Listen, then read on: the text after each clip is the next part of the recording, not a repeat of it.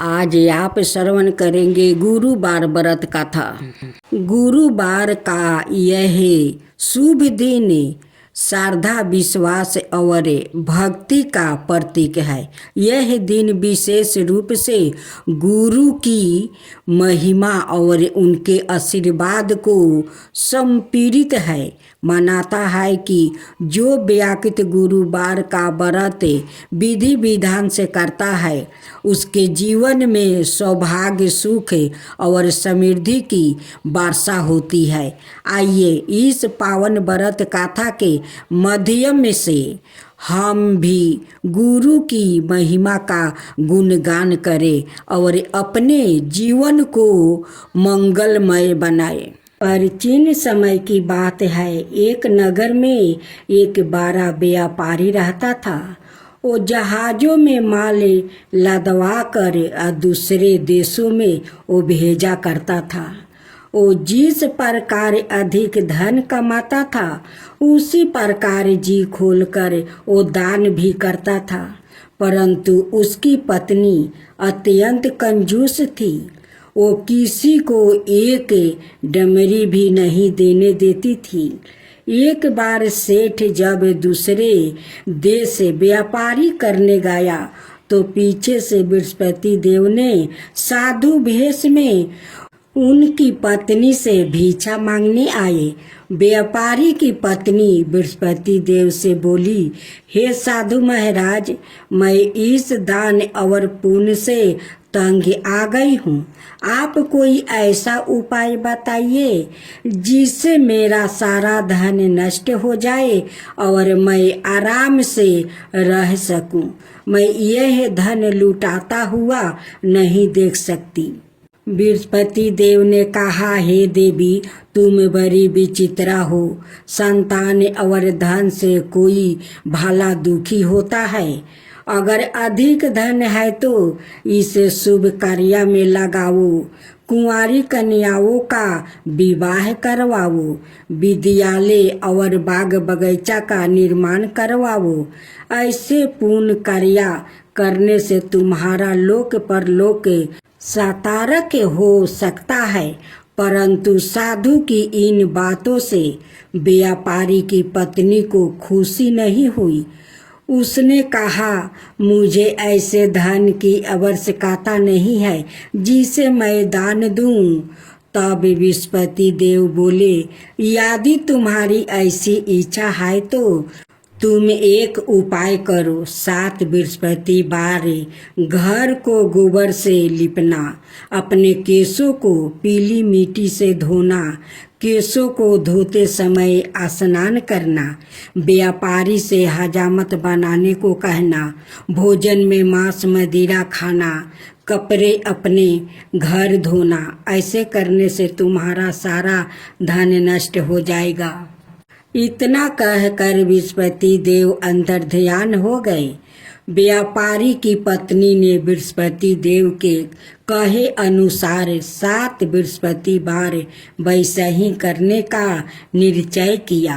केवल 3 बृहस्पतिवार बीते थे कि उसकी समस्त धन संपत्ति नष्ट हो गई और वो परलोक सिधार गई। जब व्यापारी वापस आया तो उसने देखा कि उसका सब कुछ नष्ट हो चुका है। उस व्यापारी ने अपनी पुत्री को संताना दी और दूसरे नगर में जाकर वो बस गया। वहाँ वो जंगल से लकड़ी काट कर लाता और शहर में बेचता।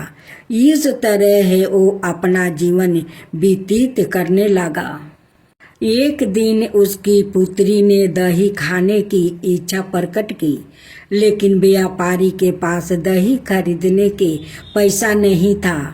वो अपनी पुत्री को आश्वासन देकर जंगल में लकड़ी काटने चला गया।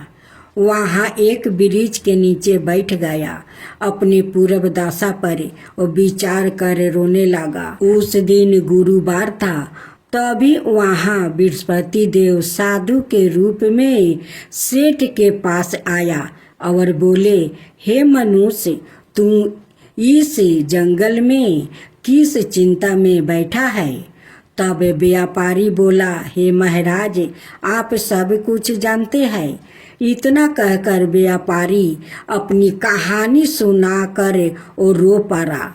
बृहस्पति देव बोले, देखो बेटा, तुम्हारी पत्नी ने बृहस्पति देव का अपमान किया है, इसी कारण तुम्हारा यह हाल हुआ है। लेकिन अब तुम किसी प्रकार की चिंता मत करो। तुम गुरुवार के दिन बृहस्पति देव का पाठ करो। 2 पैसे के चने और गुड़ को लेकर जल के लोटे में शक्कर डालकर वो अमृत और प्रसाद बनाकर अपने परिवार के सदस्यों और कथा सुनने वालों में बांट दो। सवाए भी प्रसाद और चरणामृत लो, भगवान तुम्हारा अवश्य कल्याण करेंगे। साधु की बात सुनकर व्यापारी बोला, महाराज, मुझे तो इतना भी नहीं बचता कि मैं अपनी पुत्री को दही लाकर दे सकूं। इस पर साधु जी बोले, तुम लकड़ियाँ शहर में बेचने जाना। तुम्हें लकड़ियाँ के दाम पहले से चौगुने मिलेंगे, जिससे तुम्हारे सारे कार्य सिद्ध हो जाएगा। उसने लकड़ियाँ काटी और शहर में बेचने के लिए चल पड़ा। उसकी लकड़ियाँ अच्छे दाम में बिक गई, जिससे उसने अपनी पुत्री के लिए दही लिया और गुरुवार की कथा हेतु चना गुड़ लेकर वो कथा की और प्रसाद बांट कर सवाए भी खाया। उसी दिन से उसकी सभी कठिनाइयाँ दूर होने लगी। परंतु अगले दिन बृहस्पतिवार को वो कथा कराना भूल गया। अगले दिन वहाँ के राजा ने एक बड़े यज्ञ का आयोजन किया। पूरे नगर के लोगों के लिए भोजन का आयोजन किया। राजा की आज्ञा अनुसार पूरा नगर राजा के महल में भोज करने गया। लेकिन व्यापारी उसकी पुत्री तनिक विलंब से पहुँचे और उन दोनों को राजा ने महल में ले जाकर भोजन करवाया। जब वो दोनों लौट कर आए, तब रानी ने देखा कि उसका खूंटी पर टांगा हार गायब है। रानी को व्यापारी और उसकी पुत्री पर संदेह हुआ कि उसका हार उन दोनों ने ही चुराया है। राजा की आज्ञा से उन दोनों को कारावास की कोठरी में कैद कर दिया गया। कैद में पड़कर दोनों अत्यंत दुखी हुआ। वहाँ उन्होंने बृहस्पति देवता का स्मरण किया। बृहस्पति देव ने प्रकट होकर व्यापारी को उसकी भूल का अभिवास करवाया और उन्हें सलाह दी कि गुरुवार के दिन कैद खाने के दरवाजे पर तुम्हें 2 पैसा मिलेंगे। उनसे तुम चने और मनका मंगा कर विधि पूर्वक बृहस्पति देवता का पूजन करना। तुम्हारा सब दुख दूर हो जाएगा। बृहस्पतिवार को कैद खाने के द्वार पर उन्हें 2 पैसा मिला। बाहर सड़क पर एक स्त्री जा रही थी। व्यापारी ने उसे बुलाकर गुड़ और चने लाने को कहा। इस पर वो स्त्री बोली, मैं अपनी बहू के लिए गहने लेने जा रही हूँ, मेरे पास समय नहीं है। इतना कहकर वो चली गई। थोड़ी देर बाद वहाँ से एक और स्त्री निकली। व्यापारी ने उसे बुलाकर कहा कि हे बहन, मुझे बृहस्पतिवार की कथा करानी है, तुम मुझे 2 पैसा का गुड़ चना ला दोगी। बृहस्पति देव का नाम सुनकर वो स्त्री बोली, भैया, मैं तुम्हें अभी गुड़ चना लाकर देती हूँ। मेरा एकलौता पुत्र मर गया है, मैं उसके लिए कफन लेने जा रही थी, लेकिन मैं पहले तुम्हारा काम करूंगी, उसका बाद अपने पुत्र के लिए कफन लाऊंगी। वो स्त्री बाजार से व्यापारी के लिए गुड़ चाना ले आई और सवाए भी बृहस्पति देव की कथा सुनी। कथा के समाप्त होने पर वो स्त्री कफन लेकर अपने घर गई। घर पर लोग उसके पुत्र की लाश को राम राम सत्य है कहते हुए शमशान ले जाने की तैयारी कर रहा था। स्त्री बोली, मुझे अपने पुत्र का मुख देख लेने दो। अपने पुत्र का मुख देखकर उस स्त्री ने उसके मुंह में प्रसाद और चनामृत डाल दिया। प्रसाद और चनामृत के प्रभाव से वो पुनर्जीवित होकर उठ बैठा। पहली स्त्री जिसने बृहस्पति देव का निरादर किया था, वो जब अपने पुत्र के विवाह हेतु पुत्र वधू के लिए गहने लेकर लौटी और जैसे ही उसका पुत्र घोड़ी पर बैठकर निकला, वैसे ही घोड़ी ने ऐसी उछाल मारी कि वो घोड़ी से गिरकर मर गया। यह देखकर स्त्री रो रो कर बृहस्पति देव से क्षमा याचना करने लगी।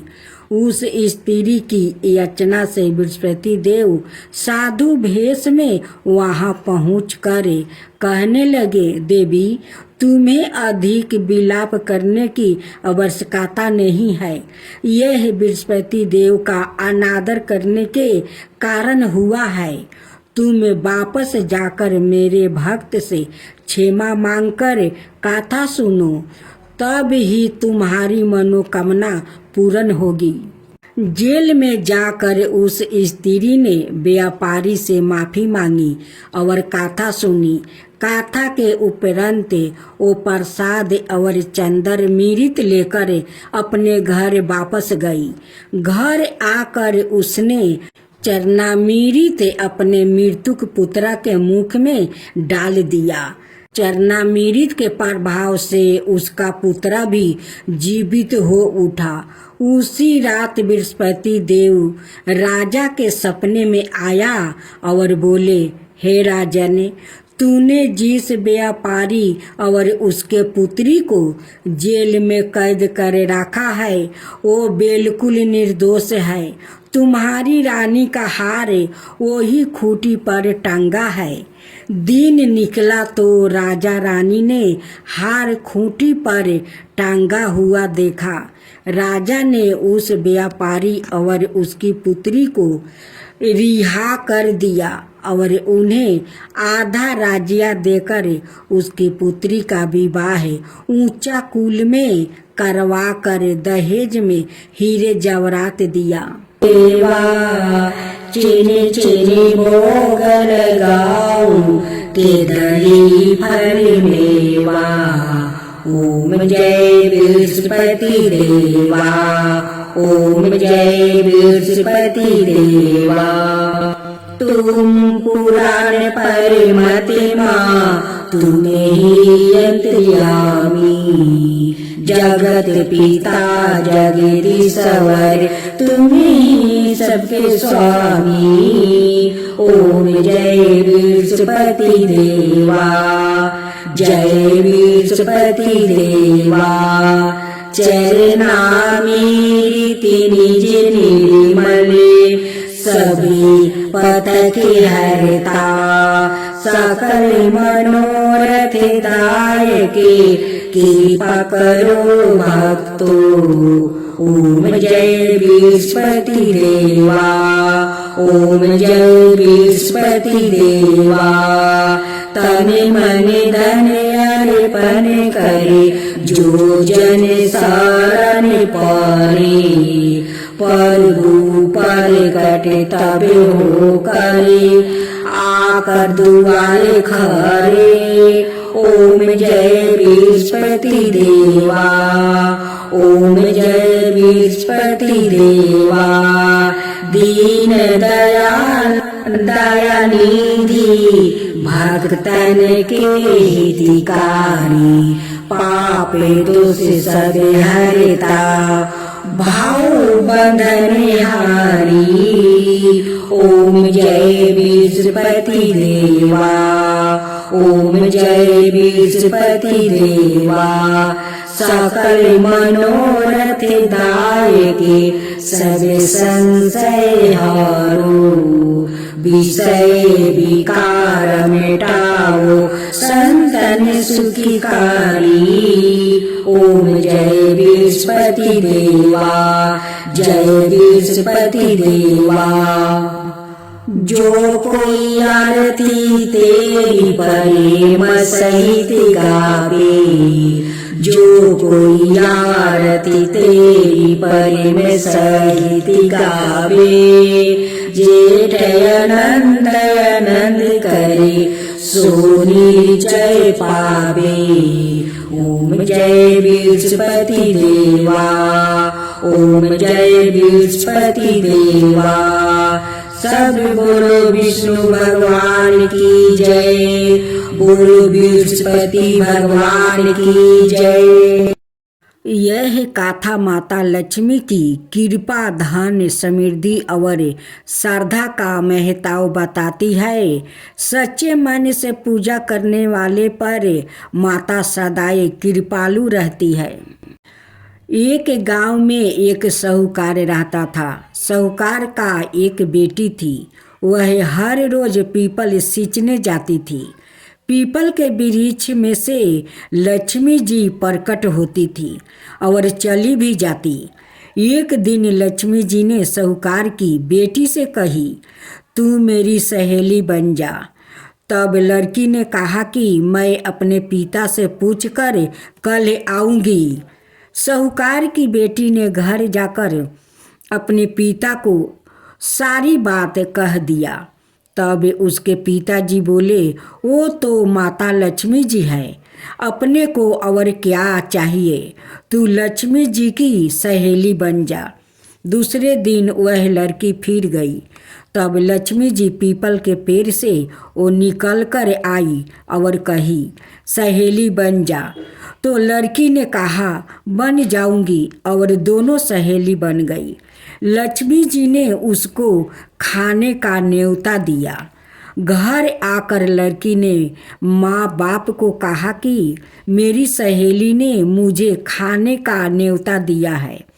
तब बाप ने कहा कि सहेली के घर खाने जाओगी, पर घर को संभाल कर जाना। तब वह लक्ष्मी जी के यहाँ वो भोजन करने गई।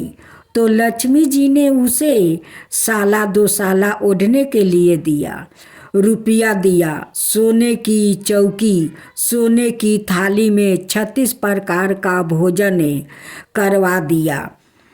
भोजन कर जब वो जाने लगी तो लक्ष्मी जी ने पल्लू पकड़ लिया और कहा कि मैं भी तेरे घर भोजन करने आऊँगी।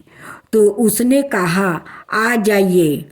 अब घर जाकर चुपचाप वो बैठ गई। तब बाप ने पूछा कि बेटी, सहेली के यहाँ भोजन करने गई थी और तू उदास क्यों बैठी है? तो उसने कहा, पिताजी, मेरे को लक्ष्मी जी ने इतना दिया, अनेक प्रकार के भोजन करवाई, परंतु मैं कैसे भोजन कराऊंगी? अपने घर में तो कुछ भी नहीं है। तब उसके पिता ने कहा कि गोबर मिट्टी से चौका लगाकर घर की सफाई कर ले, 4 मुख वाला दिया जलाकर लक्ष्मी जी का नाम लेकर रसोई में बैठ जाना। लड़की सफाई करके लड्डू लेकर बैठ गई। उसी समय एक रानी नहा रही थी। उसका 9 लाखा हार चील्हे उठा कर ले गई और उसके घर वह 9 लाखा हार वो डाल गई और उसका लड्डू ले गई। बाद में वह हार को तोड़कर बाजार में वो बेच आई और सामान लेने लगी। तो सोनार ने पूछा कि क्या चाहिए। तब उसने कहा कि सोने की चौकी, सोने का थाल, साला 2 साला दे दो, मोहर दे दो और समगरी दे दो। 36 प्रकार का भोजन हो जाए, इतना सामान दे दो। सारी चीज़ें लेकर बहुत तैयारी करी और रसोई बनाई। तब गणेश जी से कहा कि लक्ष्मी जी को बुलाओ। आगे आगे गणेश जी और पीछे पीछे लक्ष्मी आई। उसने फिर चौकी डाल दिया और कहा कि सहेली चौकी पर बैठ जाओ। जब लक्ष्मी ने कहा सहेली चौकी पर तो राजा रानी के भी नहीं बैठती, किसी के भी नहीं बैठती, तो उसने कहा कि मेरे यहाँ तो बैठना पड़ेगा। फिर लक्ष्मी जी चौकी पर बैठ गई। तब उसने बहुत खातिर की, जैसे लक्ष्मी ने करी थी वैसे ही उसने करी। लक्ष्मी जी उस पर खुश हो गई। घर में खूब रुपया और लक्ष्मी हो गई। साहूकार की बेटी ने कहा मैं अभी आ रही हूँ, तुम यही बैठी रहना, और वह चली गई। लक्ष्मी जी गई नहीं और चौकी पर बैठी रही। उसको बहुत दौलत दी। हे लक्ष्मी जी, जैसे तुमने साहूकार की बेटी को दिया वैसे ही सबको देना। कहते सुनते हुंकार भरते अपने सारे परिवार को दियो। पीहर में देना, ससुराल में देना, बेटे पोते को देना। लक्ष्मी माता सबका कष्ट दूर करना, दरिद्रता दूर करना, सबकी मनोकामना पूर्ण करना। बोलो माँ लक्ष्मी की जय, धन लक्ष्मी की जय।